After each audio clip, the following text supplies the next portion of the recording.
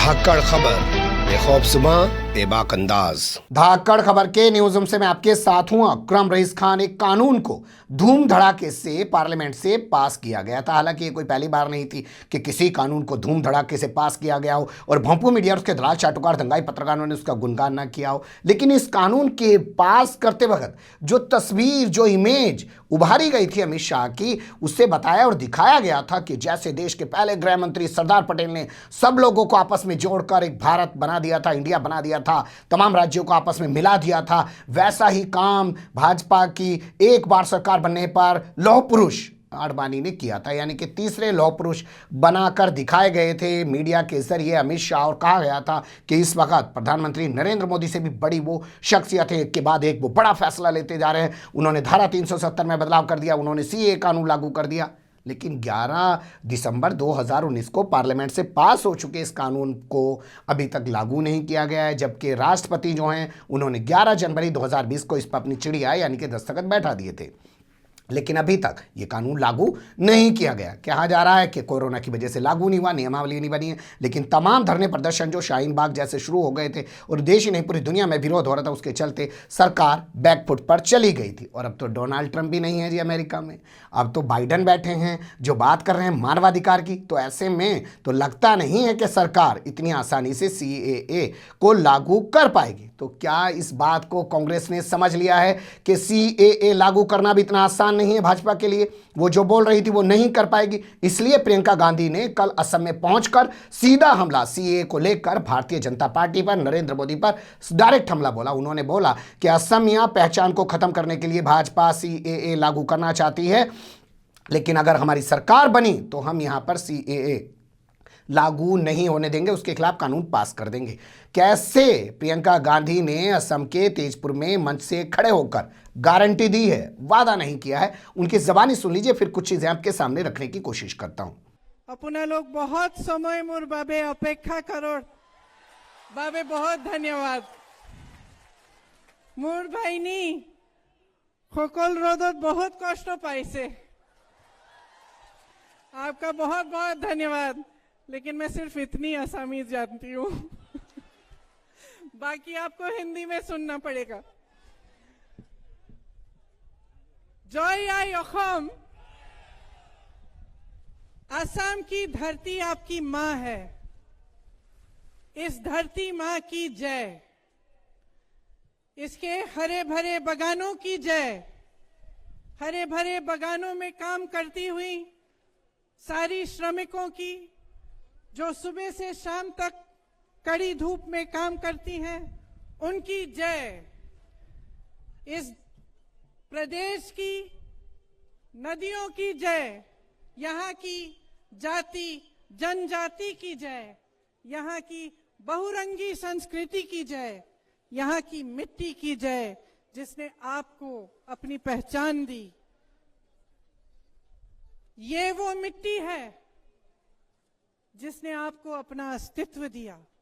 ये वो मिट्टी है जिसमें श्रीमंत शंकर देव जी जैसे महापुरुष पैदा हुए, जहां माधव देव जी जैसे महापुरुष पैदा हुए, अनजान फकीर जी पैदा हुए, लचित बोरफुकन जी पैदा हुए, जॉय मोती कौनबारी जी पैदा हुए, वीर चिलारे स्वर्गदेव छुकपा जी, गोपीनाथ बोरदोलोई जी और तमाम महापुरुष पैदा हुए, जिन्होंने आपकी धरती, आपकी संस्कृति, आपकी लोगों को एकजुट रखने के लिए अपना जीवन न्यौछावर किया।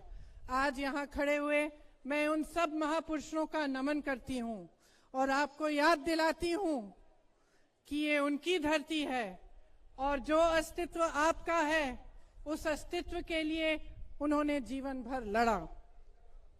यहाँ पे जब भाजपा के नेता आते हैं तो इन महापुरुषों के नाम नहीं लेते, उनको याद नहीं करते, क्योंकि भाजपा ने आज आपके अस्तित्व पर हमला किया है,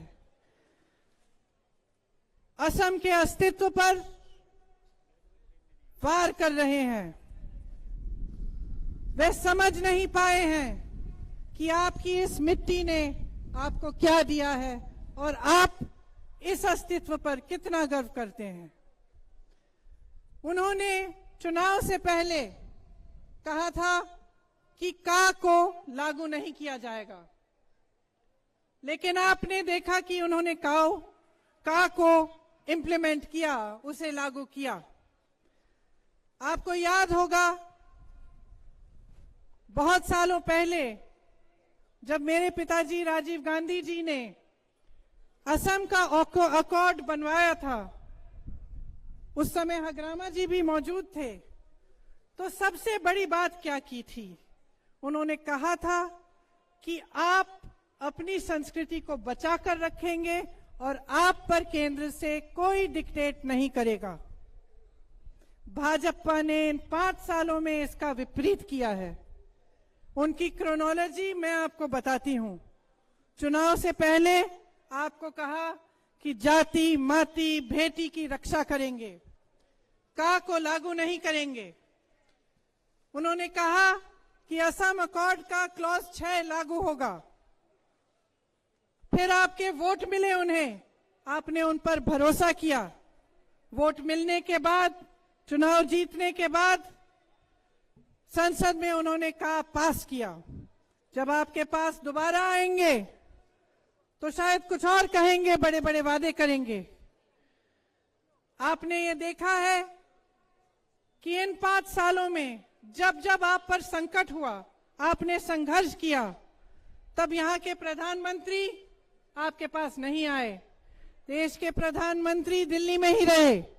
लेकिन जैसे ही चुनाव घोषित हुआ, उससे पहले कुछ दिनों पहले ही बहुत सारे दौरे करने लगे। आपने लॉकडाउन में बहुत संकट सहा, बाढ़ भी आई, बाढ़ के समय भी बहुत आपत्ति आई। प्रधानमंत्री जी एक बार भी इधर नहीं आए, ना उन्होंने राष्ट्र आपदा घोषित किया। बाढ़ के लिए पैसा इकट्ठा किया, मगर ये पैसा आपको मिला नहीं।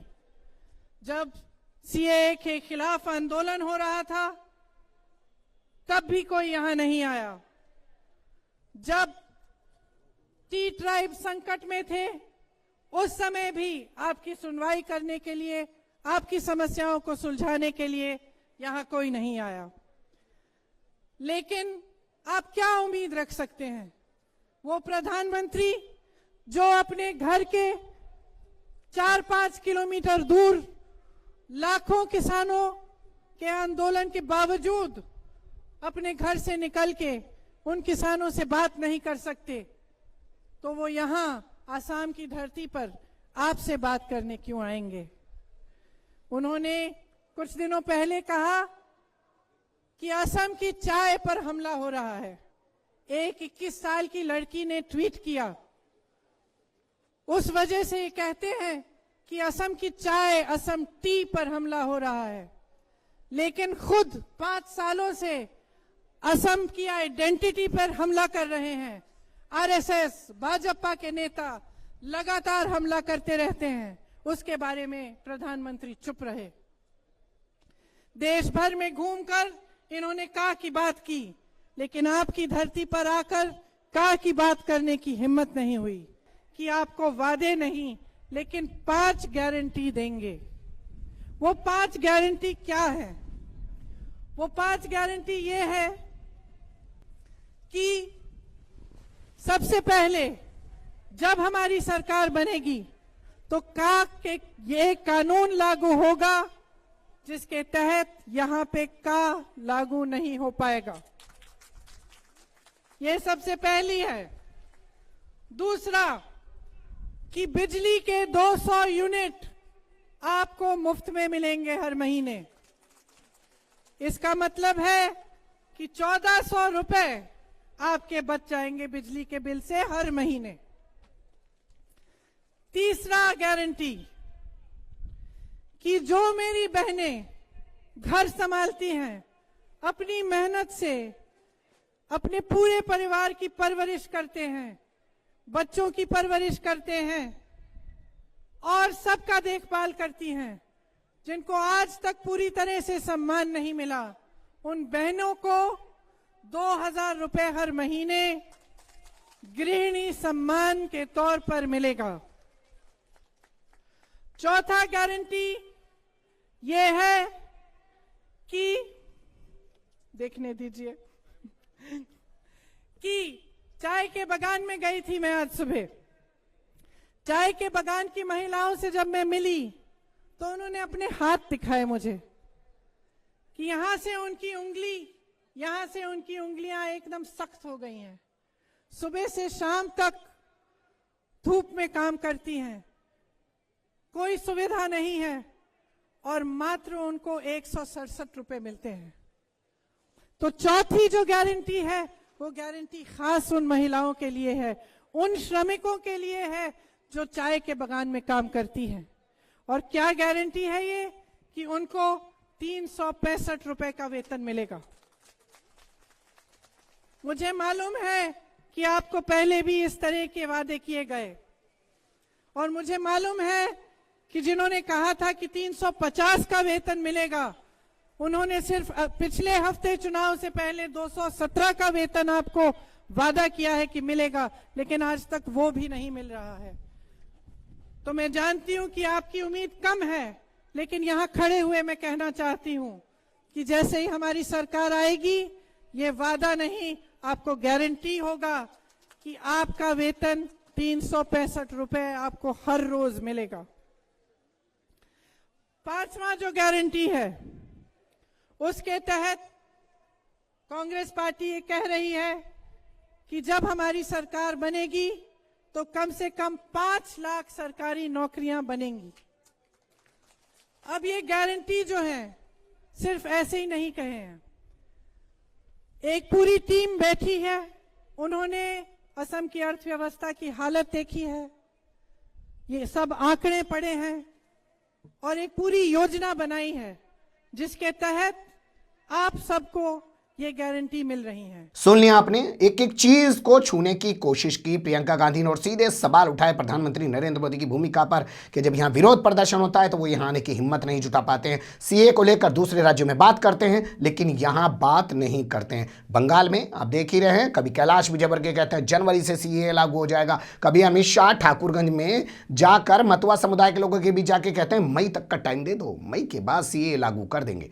बता दें आपको, बांग्लादेश के रहने वाले मतुआ समुदाय के लोग जो इस वक्त बंगाल में हैं उनकी शहरियत देने के लिए सीएए लागू करना चाहती है भारतीय जनता पार्टी सरकार। लेकिन यहां सवाल यह पैदा होता है कि बंगाल में बात कर रहे हो, असम में बात नहीं कर रहे हो, जबकि असम में एनआरसी हुआ और वहीं से सीएए कानून बनाने की उत्पत्ति हुई। कहा गया कि यह कानून बनाया जाना बेहद जरूरी है, लेकिन जड़ पूंछ तो उसकी जो भी है वो असमी है ना जी।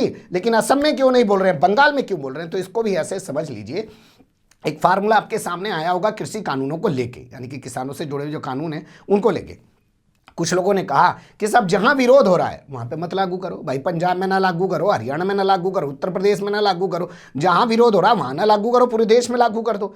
तो क्या बंगाल में इसीलिए बार बार भाजपा कह रही है कि हमारी सरकार यहां बंगाल में बन जाएगी तो हम सीए लागू कर देंगे? तो ये कहेंगे कि भाई अभी पूरे देश में लागू नहीं करते हैं, लेकिन हमारी बंगाल में सरकार बन गई है विधानसभा में भी तो हम यहां लागू कर देते हैं। क्या इस सोच के साथ दावे किए जा रहे हैं बंगाल में सीए कानून को लेकर और दूरी बनाई जा रही है असम में बोलने से? लेकिन लगता है कि प्रियंका गांधी ने दुखती हुई रग को छेड़ दिया है और ये बहुत बड़ा मुद्दा असम के चुनाव में बनेगा। क्या उससे फायदा कांग्रेस के होगा, नुकसान भाजपा को होगा, कुछ कहा नहीं जा सकता। लेकिन अभी तक की जो स्थिति उभर के आ रही है वो ये कि कांग्रेस के नेतृत्व में बन रहा जो महागठबंधन है वो वाकई में एक बड़ा गठबंधन बनते हुए दिखाई दे रहा है। पहले इसमें जहां AIUDF के प्रमुख मौलाना बदरुद्दीन अजमल शामिल थे और इसके अलावा बाद में लेफ्ट आ गए और ताकत बढ़ गई। लेकिन जब भाजपा में शामिल 12 विधायकों वाली पार्टी BPF, बोडोलैंड पार्टी जो है, बोडोलैंड पीपल्स पार्टी, और इनके साथ आ गई कांग्रेस के गठबंधन के, तो उससे भाजपा को झटका लगा है और कांग्रेस मजबूत हुई है। लेकिन देखना होगा कि क्या हिंदू मुस्लिम के दम पर जब उतरेगी भाजपा मैदान में, हेमंत बिस्वा शर्मा, अमित शाह, नरेंद्र मोदी, तमाम लोग और जाकर वहाँ रात दिन हिंदू मुस्लिम का गीत गाएंगे, तो क्या ये वोटर जो हैं वाकई में उधर ही बने रह जाएंगे या वाकई में अपनी असमिया पहचान को बचाने के लिए भाजपा का वहाँ से सुपड़ा साफ कर देंगे? ये तो चुनावी नतीजे आने के बाद पता चलेगा, पर मुद्दा सीए बड़ा बनने जा रहा है, ये साफ हो चुका है। बने रहेगा धाकड़ खबर के साथ। फिलहाल कमेंट्स के रूप में आप लोग अपनी राय दे सकते हैं, खबर को लाइक कर सकते हैं, चैनल को सब्सक्राइब कर सकते हैं और ज़्यादा से ज़्यादा हमारी खबरों को शेयर कर सकते हैं। फिर ऐसे ही किसी सुलगते हुए उलझते मुद्दे लेकर मैं आपके सामने हूँगा हाजिर। फिलहाल अभी मुझे दें इजाज़त।